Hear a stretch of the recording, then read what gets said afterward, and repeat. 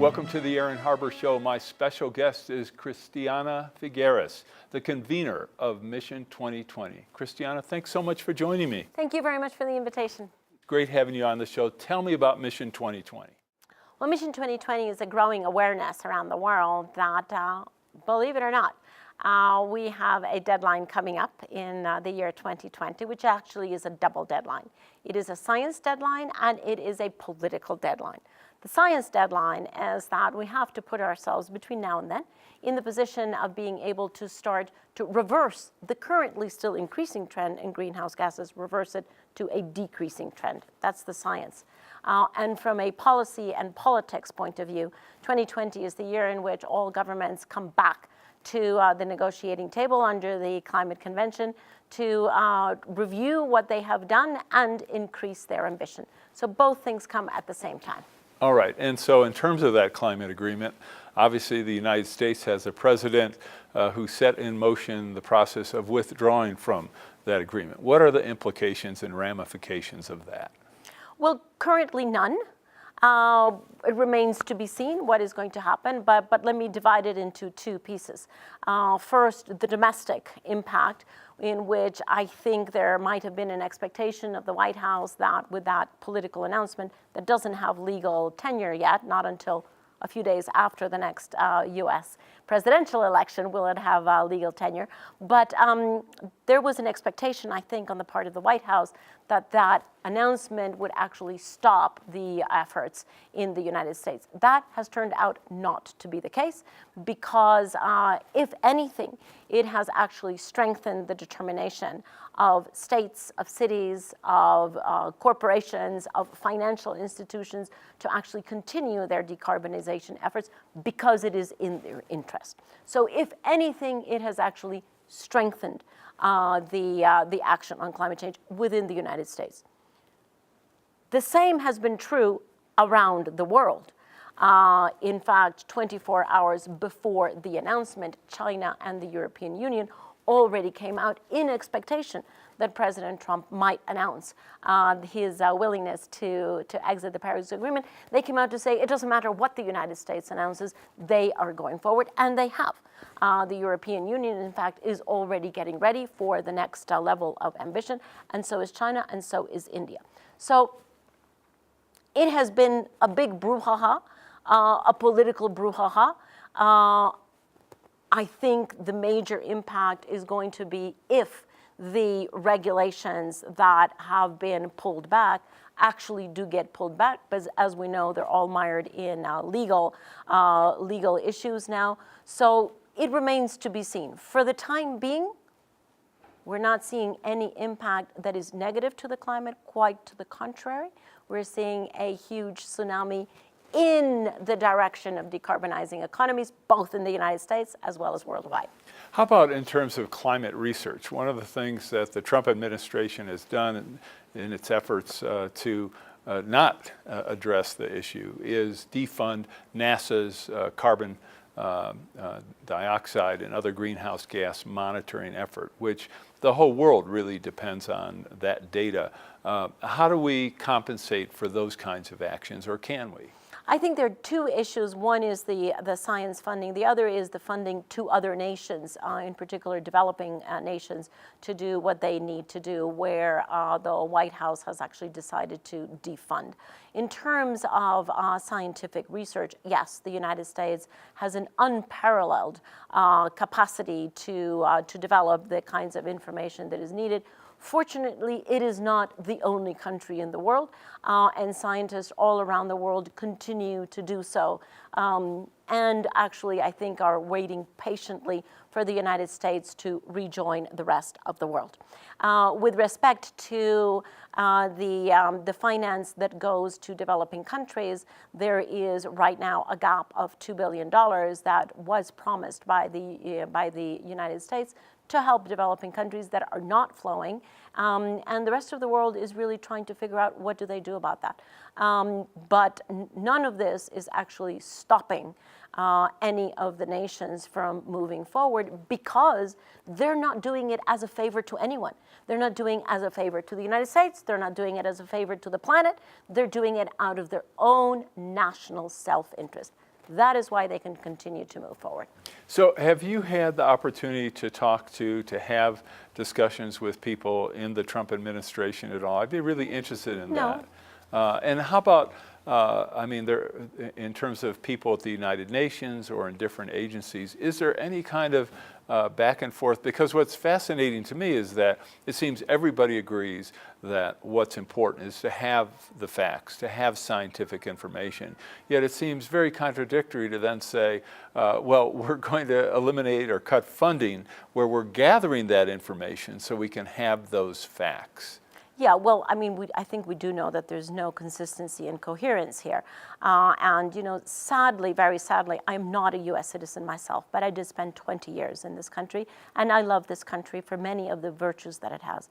Sadly, for me, even not being a U.S. citizen, the United States has truly, on climate change and on other issues, made itself the laughingstock internationally.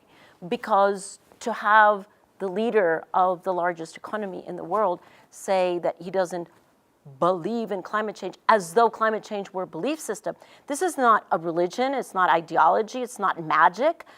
This is actually science. So either you understand science or you decide purposely that you don't want to understand it. And that's acceptable for some, difficult to understand that the leader of the largest economy has decided not to understand, but it's not about believing in climate change. That is a fallacy. It's not a belief system, it is not ideology, it is simply science.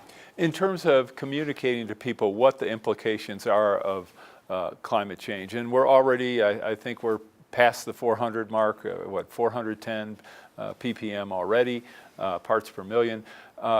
One of the interesting counter-arguments that I've heard is, well, humans have the ability to adapt to climate change. And if you look at the number of deaths, for example, due to extreme weather or volcanic activity or earthquakes, those numbers actually have gone down over time because we can build better structures and all that.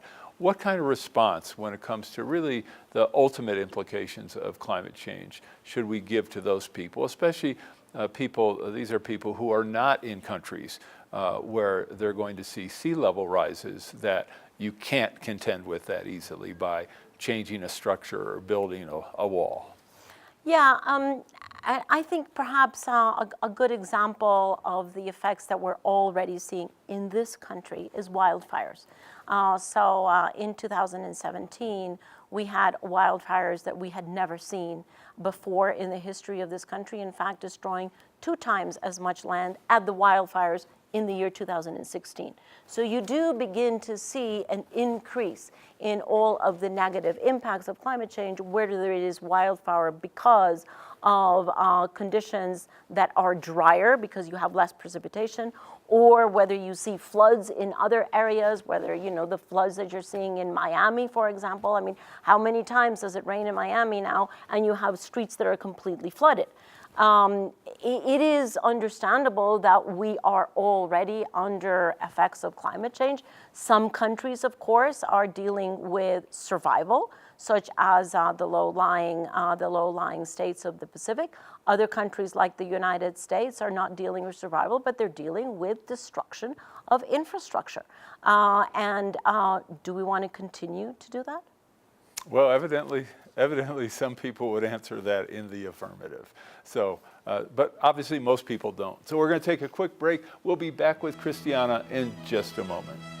For information on how to help promote civil and mutually respectful discourse and support expansion of the distribution of our programs, please email info@harbertv.com. I'm Aaron Harber, host of The Aaron Harber Show. You can follow the show on Twitter for instant notification of new episodes, live event invitations, outtakes, and behind-the-scene photos. And tweet us your topic and guest suggestions today. The Rexall Broadcaster of the Year Award recognizes an individual who, through leadership, skill, and dedication, is advancing the broadcast industry in our state and our nation. Tonight, we honor Aaron Harber. Aaron has worked extensively in the media as a host, producer, political and economic commentator, and columnist.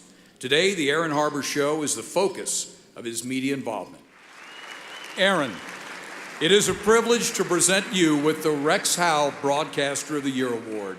Congratulations.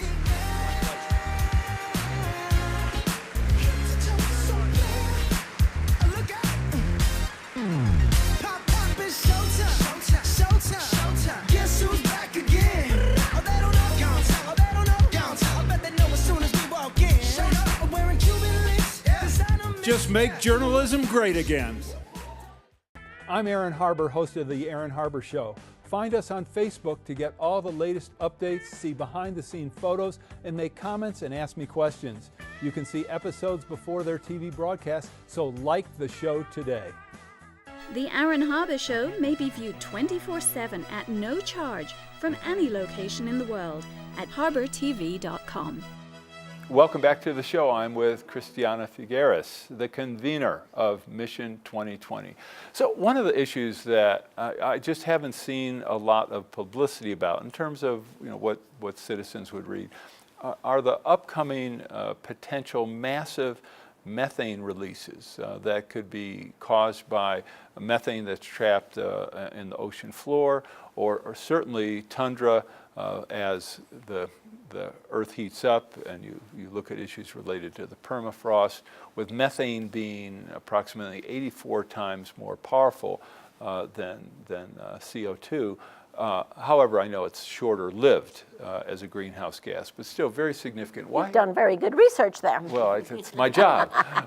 So why haven't we seen more discussion and publicity about this? Well, I think the question is, why haven't we seen more action on it, right? And in addition to publicity.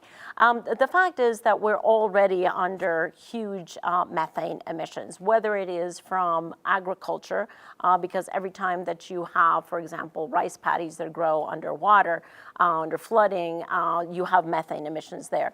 You also have still huge methane emissions from the extraction of oil and gas, and that is a huge responsibility that the more advanced thinking oil and gas companies are already bringing down their emissions across their entire value chain, their methane emissions, because they understand that that is their responsibility. And then the other chunk of methane emissions that you are talking about are emissions that are not currently being put up in the air, but that could, should we get to the point where there is enough melt of the superficial ice on top of tundra, that then you would have all of the organic material underneath that ice that would begin to melt and would begin to emit the trapped methane there.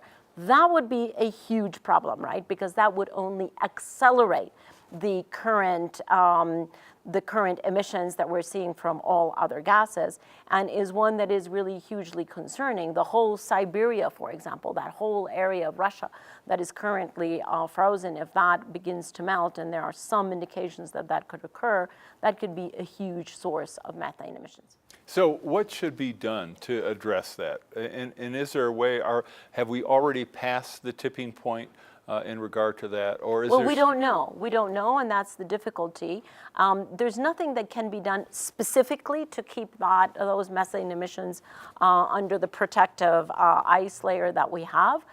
It's all indirect, right? The more emissions we have, since this is a circulating self-feeding circle and negative cycle, the more emissions we have in the air, the warmer the temperature, the more the ice melts, then we have the more emissions. So frankly, the only solution that we have for that is to reduce our emissions as quickly as possible, which is why we're all focused on the 2020 deadline, because we have to get those emissions down. What do you hope to come out of the 2020 deadline? What new agreement, and assuming everybody's on board? I'm going to assume that you may even have the United States on board, but that may be in 2021 and not 2020. What would the ultimate outcome be that you think would be best? There's no need for a new agreement, because the Paris Agreement is not a static agreement. It is an agreement that was conceived and designed to be a long-standing, with a long shelf life, probably several decades long. So, and the Paris Agreement has inbuilt into it what we call a ladder mechanism or a ratchet up mechanism, whereby every 5 years, countries do come to the table and are public about how much they can contribute to the solution. Then they go home, they do this, and 5 years later, they come back to the table. They see how much technology has advanced, how the financial markets have actually moved further into green technologies, and how policies have advanced. And with all of that together, they then determine how much more can they contribute. So the first time that they put this, let's call it the first crop of contributions, was registered under the Paris Agreement in 2015. So even in my little country, 2015 plus 5 is 2020. So 2020 is then the year when all the countries come back to the table to figure out how much more can they contribute, and successively so. So in 2020, 2025, 2030, in a 5-year cycle, periodicity cycle, countries will continue to increase their ambition. And the reason why the Paris Agreement is built like that is because we knew that everything that countries, even collectively, everything that countries registered under the Paris Agreement was absolutely not going to be enough to keep the temperature increase to well below 2 degrees, which is what they have committed to. So we knew it would have to be the result of increasing efforts. And a 5-year period was deemed to be reasonable to allow for increases in technology, advances in technology, increases in finance and policy. And so that is the 5-year cycle that is actually legally binding under the Paris Agreement. What else is legally binding under the Paris Agreement? Because a lot of the goals are simply goals. Yes, so the numbers that are registered there are not legally binding, and that is very, very intentionally so. Because if you can imagine that every 5 years, those numbers have to change in order to have any environmental integrity. And so we cannot submit the world to a process in which every year they have to go for legislative ratification. That is just not practical. So the numbers that are there are not legally binding. They are simply the result of the homework, let's say, the analysis, the political, technical, technological analysis that has been made inside every country to decide in what sectors can they reduce their emissions and also adaptation, and how much can they do in their own interest also to contribute to the global need.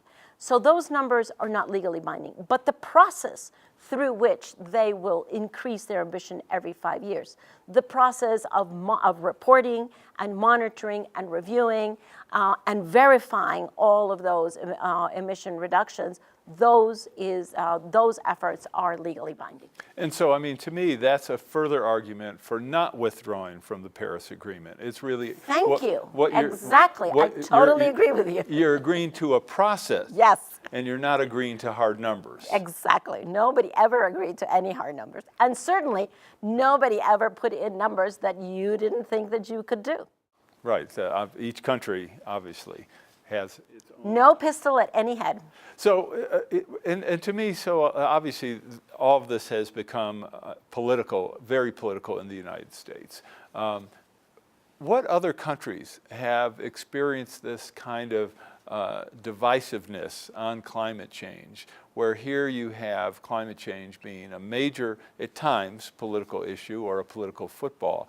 Have other countries had that same experience? The only other country that comes to mind is Australia, where they have actually had what they call, I don't call it, but that's what they call, a 10-year battle on climate change, which is every single government that has come in has put forward a proposal on climate policy and has then either won the election or lost the election precisely because of that policy. Governments have been toppled on their policy. So it's been a very, very difficult situation for private sector and for investment in Australia, because they have not had any continuity of policy that would allow them to figure out. So whether you're a corporation, what you really, really need is policy certainty so that you understand where are we going, and hence what decisions do I make. And certainly if you're an investor, this has been a nightmare for investors in Australia because they also need policy certainty. They need to understand, what am I going to expect? An investor doesn't make an investment decision for the next 2 days or even for 2 years. They make investment decisions for the next 20 years. And so it's been a very, very difficult situation for both companies and investors, the fact that Australia has still to give policy certainty over a reasonable amount of time.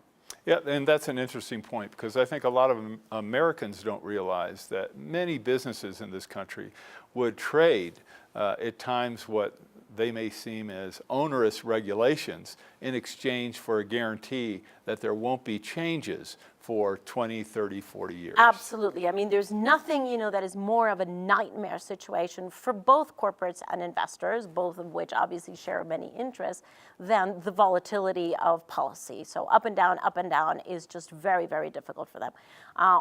Every, CEO that I speak to says, just give me a policy and tell me that I'm going to have it for 10 or 20 years, and I will deal with it. I will bring my corporation up to that policy because they all have business continuity at heart, right? So it's not the policy, it is the lack of continuity and predictability about policy that is very, very destructive to economic growth.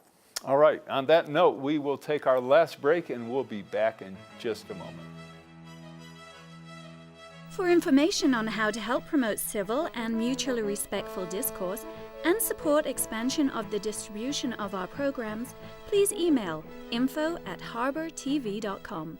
Hi, I'm Aaron Harber, host of the Aaron Harber Show. Because I've never done endorsements or commercials, people ask, how are our programs funded? Especially because we provide them as a public service to all our broadcast outlets. It's expensive to produce our show, whether we do them here in Denver or go to places such as Aspen, Washington, D.C., or even Iraq. The answer is we depend on contributions to support our work to bring you some of the nation's top opinion leaders. Individuals, businesses, foundations, and other nonprofits make tax-deductible contributions to the Democracy and Media Education Foundation to help allow us to continue to work for you. To find out more or to make a donation, just go to dmefd.org. The DMEF is a tax-exempt public charitable organization and has promised to dedicate 100% of every contribution to support our public affairs initiatives. If you believe, as I do, in the need for a forum which promotes civil discourse and mutually respectful discussion, I hope you'll decide to make a contribution today. I'm Aaron Harber, host of the Aaron Harber Show. You can follow the show on Twitter for instant notification of new episodes, live event invitations, outtakes, and behind-the-scene photos. And tweet us your topic and guest suggestions today. Join me and watch the Aaron Harber Show. Watch the Aaron Harber Show. Watch the Aaron Harber Show. Watch the Aaron Harber Show. Watch the Aaron Harber Show. I'm Reverend Jesse Jackson. Watch the Aaron Harber Show and keep hope alive. I'm Aaron Harber, host of the Aaron Harber Show. I very much would like to hear from you about the program, so please send me an email with your thoughts. You can suggest what topics I should cover, what guests I should invite to be on the show, or even what specific questions you would like me to ask. This is your program, so send your suggestions to aaron@harbertv.com. I promise to personally read every one, so email me today. And most of all, thanks for watching. The Aaron Harber Show may be viewed 24/7 at no charge from any location in the world at harbertv.com. Welcome back. This is our final segment with Christiana Figueres, the convener of Mission 2020. So I'd be really interested in hearing a little bit about some of the countries that aren't always in the discussion, especially here in the United States. Some of the countries that are really disadvantaged in terms of geography, climate, socioeconomic conditions, and what climate change, what kind of impacts are already having on some of these countries, and how devastating, more importantly, how devastating climate change can be if we don't address it in a serious manner. For these countries, not for the U.S. Yes. So there are many, as you can expect, there are many types of different countries according to the impact that climate change is having on them. But we can start with those whose survival is threatened. And those are, at the very least, the 40 plus very low-lying island states in the Pacific and some in the Caribbean as well, who their entire country is only a couple of inches above sea level, and they already have all of their natural water aquifers have already been salinated.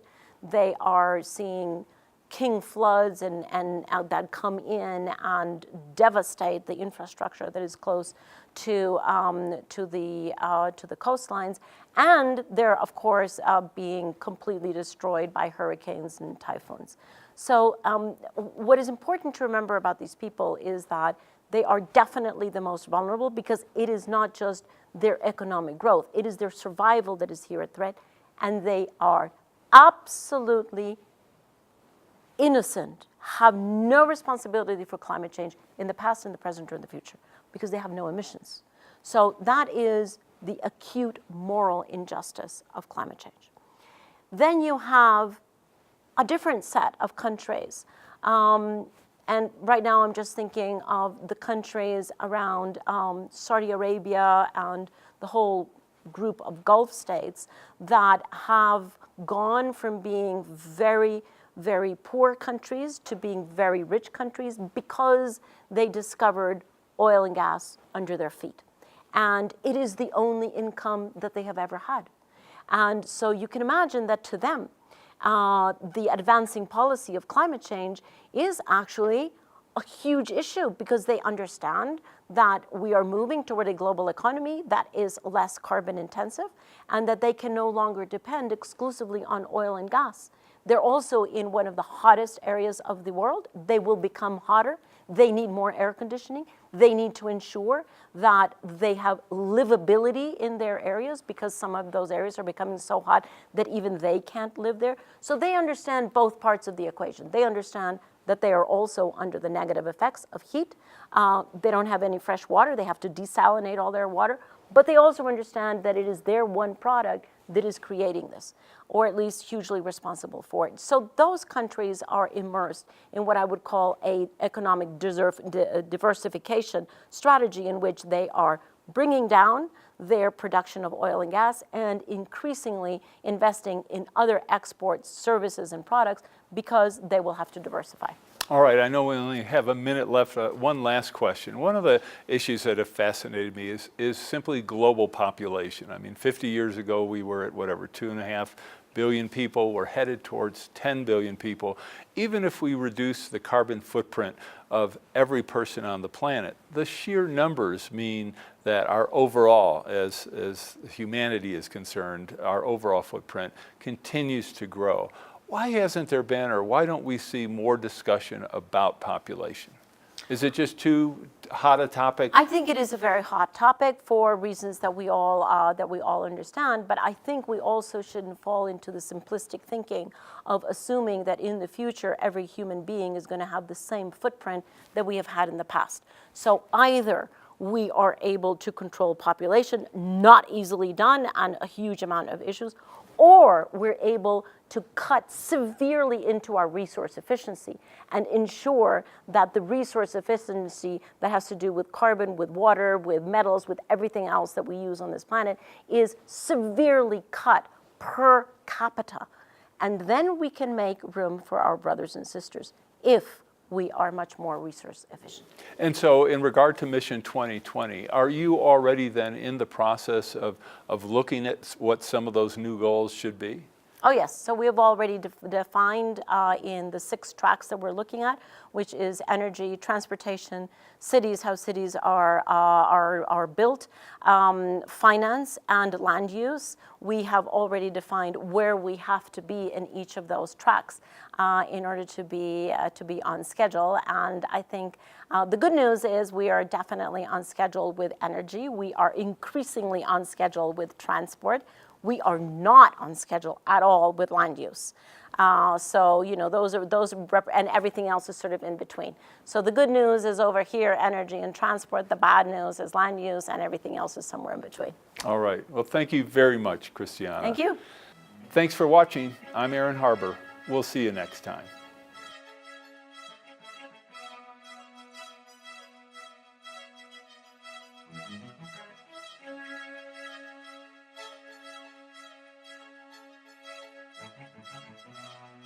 please contact us. We want to hear from you. And thanks for watching.